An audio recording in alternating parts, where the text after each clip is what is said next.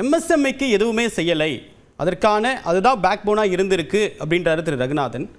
ஆனால் அதுக்கு டார்கெட்டடாக அவங்கள அந்த சிக்கலிருந்து மீட்டு கொண்டு வருவதற்கு எந்த விதமான முயற்சியும் பண்ணலை, அது பட்ஜெட்டில் இல்லைன்றாரு.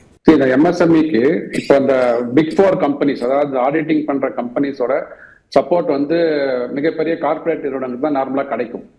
ஸோ அதை என்ன சொல்லிருக்காங்கன்னா, இந்த பட்ஜெட்ல 3 மிக முக்கிய அமைப்புகள் இருக்கு அந்த ஆடிட்டிங் சம்பந்தப்பட்டதுல. பார்த்தீங்கன்னா chartered accountants, company secretary, cost accountants, இந்த 3 அமைப்புகளும் அந்த அமைப்புகளில் உறுப்பினர்கள் யாரெல்லாம் பிராக்டிஸ் பண்றாங்களோ அவர்களை வந்து அந்த எம்எஸ்எம்இ கிளஸ்டர் ஒவ்வொரு கிளஸ்டராக ஃபார்ம் பண்ணி அவர்களுக்கு அந்த ஜிஎஸ்டி எம்எஸ்எம்இ அவங்களுக்கு வந்து ஜிஎஸ்டியில் ஏதாவது ஒரு சந்தேகம் இருந்ததுன்னா இல்லை அவங்களுக்கு ஒரு ட்ரைனிங் நடத்துறது, ஜிஎஸ்டியை பொறுத்த வரைக்கும், இன்கம் டேக்ஸை பொறுத்த வரைக்கும், ஆடிட்டிங்கை பொறுத்த வரைக்கும், அந்த மாதிரியான ஒரு ட்ரைனிங் ஒரு மாடியூலை வந்து உருவாக்குவதற்கு இந்த பட்ஜெட்ல வந்து வழிவகுத்திருக்கிறார்கள்.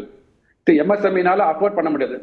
பெரிய சார்ட்டர்ட் அக்கௌண்டன்ட்ஸோ பெரிய நிறுவனங்களையோ கன்சல்டன்சியோ அப்ரோச் பண்றதுக்கு வந்து அஃபோர்டபிலிட்டி அவங்களுக்கு இருக்காது.